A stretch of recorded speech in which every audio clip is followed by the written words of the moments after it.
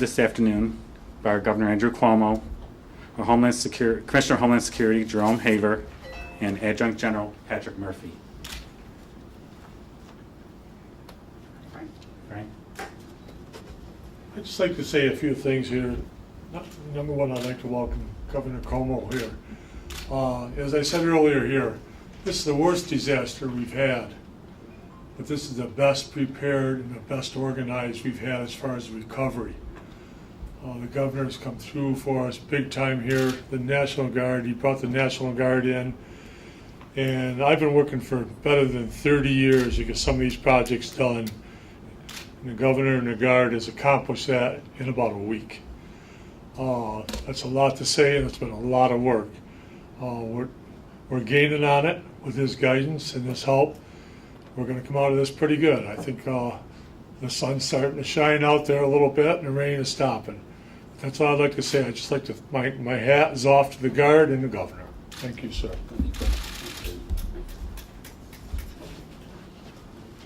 Thank you. On behalf of the citizens of Herkimer County, I want to welcome Governor Cuomo back again. This is, I believe, his third or fourth time here. He's a gentleman of his word. He's come back to visit us and to help. We're into day 9 of this, and every day that goes by, it gets better, and it gets better because of good people we have locally and good people we have throughout the state. And Governor Cuomo is one of those people. So, Governor, on behalf of the people of Herkimer County, I want to welcome you back. Thank you very much. Thank you.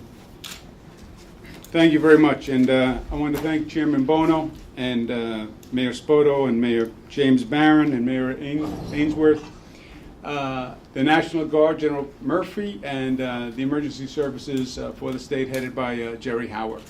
We just did a tour around and we saw the work underway. And it's amazing how much progress has been made in a relatively short period of time.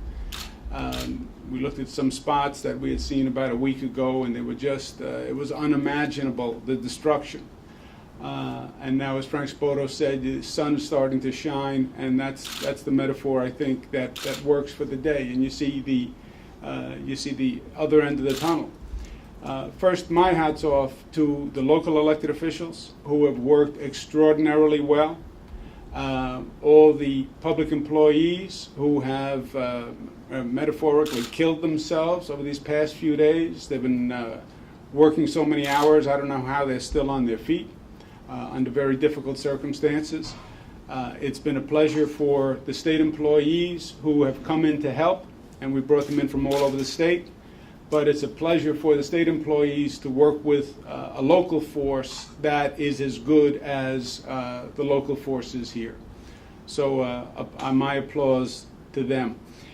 We have done what we needed to do in terms of emergency stabilization and emergency repairs. There's some more work to do, but you can feel that we've made good progress on that front. We've also highlighted some longer-term issues. The creek management, the stream management is going to be a longer-term issue. It can't wait before you have this kind of damage and destruction before you really address the problem, and that's going to have to be done on an ongoing basis, and we're going to be working on that. But we said from the very beginning there was a 2-step process. Step 1 was the emergency stabilization. That step we're basically through. Step 2, you get to the reconstruction on a longer-term basis. And that there are 2 components. There's helping homeowners rebuild their homes now, those 150 or so homes that have significant damage, and also helping make the local governments whole, because there's a lot of costs that have been incurred by the local governments, a lot of costs that will have to be incurred by the local governments, a lot of infrastructure work, a lot of road work, a lot of culvert work, etc. The money has to come from somewhere to help people rebuild their homes and rebuild their lives. The money has to come from somewhere to help the local governments pay for this kind of damage. We have requested a federal disaster declaration. We did it last week. I'm going to call the White House tomorrow because we still haven't heard. I'm going to urge the president to make that disaster declaration. But I want the people of Herkimer and Madison, Montgomery, and any affected community to know this. The community has done what it needed to do. People came together. People found their better selves and reached out and helped one another. And I want to make sure government does what government is supposed to do.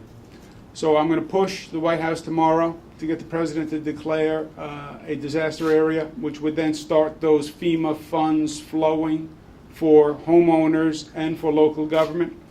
But if on the off chance that FEMA is not responsive for one reason or another, then the state of New York will stand behind that disaster declaration, and we'll turn to the state for help, and the state will be there. The legislature is not currently in session, and we'll see how creative we can be on the state side, but worst case scenario, I would be prepared to call a special session to have the legislature come back to deal with this issue if need be, because this is what government is all about. We were chatting inside, many of us, different forms of public service for different reasons, different occupations, but in a situation like this, it's crystal clear. You go into government, you go into public service to help people. That's what this is. That's the business we are in. We are in the business of helping people. And in an emergency situation like this, it is so clear that people need help. And it's not esoteric and it's not academic, it's practical and it's physical and it's right in front of you. They need help rebuilding their home. They need help putting their lives back together. The local governments need help in now financially stabilizing themselves. And this state government is going to be there for the people who have just gone through this. And again, if it entails a special session, I would be prepared to call a special session to do it. But let's take one step at a time. First, let's try to get the federal disaster aid, because I believe, I've been through this a number of times, there is no reason why this does not qualify for federal disaster assistance. And that's the case I'm going to be making tomorrow to the White House. Once again, I want to applaud all the local officials for a truly extraordinary job. Questions for myself or any of my colleagues? Governor, what's the sense you've had, if any, from Washington as to whether there is a willingness to declare disaster areas in these communities? They have been responsive in terms of being here to do assessments, and we've been working with them literally from day one in terms of doing an assessment, individual home assessment, what they call public facilities, roads, dams, bridges, etc. So they have been doing the assessment, and it is only a matter of days, but we haven't gotten a definitive declaration yet either. And again, we're going to push starting tomorrow. The White House can actually make this happen if they choose. But what I said to local officials is, one way or another, we're going to be there and be a backstop, because it's too much to ask people whose homes have just been destroyed and whose lives have just been turned upside down. You're on your own. I'm not going to say to the local elected officials who are behind us, you're on your own. You figure out how to pay the bills. They are already cash strapped, and the answer is not to raise taxes on people who are already beleaguered. So one way or the other, I'm going to make sure that these communities are backstopped, hopefully by the federal government, if not by the federal government in the state of New York. Will tomorrow be the first time you've spoken to the President about this? On this issue, yes. Would you mind talking about Fort Plain? I know you've been there as well, Governor. That's an our coverage area in the Albany market. Today would have been Ethel Healy's 87th birthday, and she, of course, was killed tragically in that flooding. She's been a face on this terrible story in Fort Plain. Can you talk about that community? In some ways, I am surprised that more people didn't lose their lives, believe it or not. When you see the extent of the damage and how fast the water came, that's the one thing you hear from everyone. There was virtually no warning, and when there was warning, the water was on top of people literally in a matter of minutes. That situation obviously is terrible, and it's unfortunate for her family, and we'll remember them in our prayers, but we are very lucky that it was not much, much worse, because this could have been. And in a situation like this, the danger is so present, and it's so important that everyone does what they need to do, and everyone is prepared, and that it works from the local officials to the fire department to the police department to the individual citizen who is their own first responder in their own home. And people have to take responsibility for themselves and their families in these situations, and they have to use caution. So it could have been a lot worse. Governor, from the assessments that local officials have given you, how much, what's the amount of money that it would take to start rebuilding these municipalities that have been damaged by the flooding and the rains? Well, you will be my guess. If I had to guess, I would say 60, 70, $80 million. And is that in all of the counties that you've declared under this emergency? Yes. Just for the emergency repairs. It's not for long-term reconstruction efforts, just to repair what was broken. Does the state have that kind of money if FEMA does not come through? No, we don't have any money either, which I tried to claim poverty to my colleagues.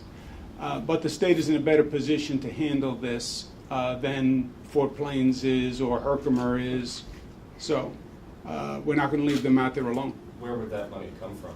We'd have to find it. But we have a bigger budget than a town or a city or a county. And in the meantime, what are you telling municipality leaders around here to do? What is their job on their local level? They've been doing their job, and they've been doing it extraordinarily well. They've been coming together, they've been cooperating. We've had an extraordinary partnership that has just worked really, really well. You know, this is like a machine that you have to start up immediately once the emergency happens, and all these pieces have to work together flawlessly. The town has to work with the county, has to work with the state emergency, has to work with the National Guard, and they're like gears in a watch, and they all have to click, and if one of those is out of place, nothing works. So they've done an extraordinary job. And they have more work to do. You drive down the street and you see on the curb the amount of damage that still needs to be repaired. So there's more work to do. But on the longer term effort, they're going to need financial assistance. That's the federal government, that's FEMA. Worst case scenario, that doesn't happen, and I'm hopeful that it does, that FEMA does come through. Worst case scenario, we'll figure out how the state can be helpful. And in your tours around here, what would you say is the worst amount of damage that you've seen? Is there any particular area that you just went, wow? You know, somebody loses a home. I don't think they're not comparable. You know, it's a life that is turned upside down. It's a family that loses everything in the blink of an eye. And things that you will never replace. You know, you can go back and you can fix the structure, and you can dry it out and you can shovel out the mud. But there's a lifetime of memories that are lost. There's a trauma that a family goes through. So that's happened too many times in these communities over the past few days. And in the past, when you have worked with FEMA, is there any kind of time limit that you're going to be working with? Is it going to be a couple of weeks before you make a determination about the state? I'd like to have an answer by the end of this week, one way or the other, because the local officials need to plan and they need to know what revenues they can count on. Governor, you've spoken a lot about the government's role in disasters. In recent times, we've heard a lot of people talk about wanting to scale back government. Do you think this is an important reminder of some of the roles that government does play, both state and federally?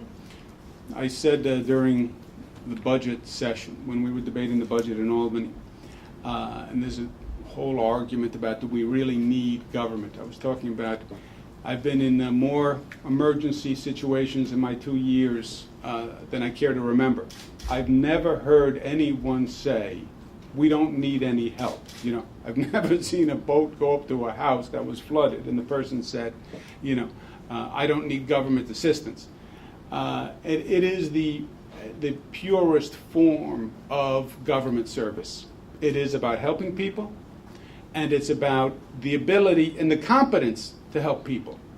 You know, you can say, I really want to be of assistance, but then you have to have the ability and the competence, and you have to be able to perform, and your people have to have the skill, and you have to be trained, and you have to know what the other levels of government are doing.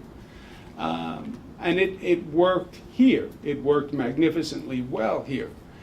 But it strips away all the politics. It strips away all the artificial discussion, and it either works and it helps people, or it doesn't work and it's not a net benefit. And there's something stark and real to these situations that is refreshing in some ways, I'll tell you the truth, because a lot of the baloney just goes right down the road with the rest of the water.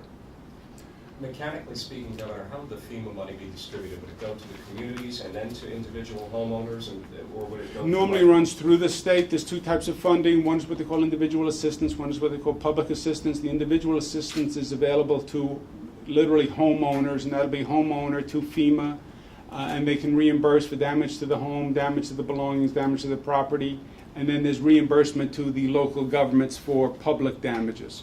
Is that generally 90 to 100% reimbursement? Yes, sir. Finally, would you talk a little bit more about the creek management? You mentioned that earlier. Many people who live near, for instance, the Esquago Creek in Fort Plains say for years no one cleaned it out. They didn't know whose job it was to clean it out. And then at the worst possible time, it backed up. What more can be done to prevent? Well, we have to take this more seriously on an ongoing basis, and we have to deal with the balance. You know, you don't want to disturb the creek any more than you have to disturb the creek, because you want to preserve the ecology of the creek and the environment of the creek. I understand that. On the other hand, the creek has to have the capacity to manage the flow when you have a storm, and the creek has to be able to manage that without overwhelming the residences that are along the creek. So, it's too late to do this after the fact. You know, to do it right, you're doing it on an ongoing basis. And I think we have to do a better job at finding that balance, because the creeks have an important function that they have to fulfill. Is there a money issue there, and finding the funds to do that at all? I know it's more of a balanced regulatory balance issue. Do you think that balance might change in light of these flooding events that have happened? You know, I think a lot has changed, and a lot has to change. This is a totally different orientation for us. We have extreme weather patterns very frequently. That's a fact. It's not a political statement. It's not debatable. You look at the past 2 years. Look at Hurricane Sandy. Look at Storm Irene. Look at Storm Lee. Look at the past 2 weeks here. Niagara County. I mean, it's all over the state with more and more frequency. The oceans are getting warmer. It changes the weather patterns. That is inarguable. When you have these situations, it stresses the infrastructure, stresses the creek system, and we have to recalibrate given this pattern of extreme weather. So one of the things we have to rethink is the stream management, the creek management. Well, it was fine for a lot of years. I know, but this is now different. And these are different facts, and these are different circumstances. So adjust accordingly. Last question. Any of my colleagues have anything to add? Just It's thank you. surprisingly quiet here. Come up here, Thank you. Frank. Thank you. He's done a heck of a job, Mr. I just- Soto. He really has. I just want to thank this guy. It's very emotional to be through everything that we've been through, and to have somebody at your back like this guy here. Thank you. Thank you. Yeah. Anytime. Thank you very much. Thank you. Thanks, Governor. Thank you.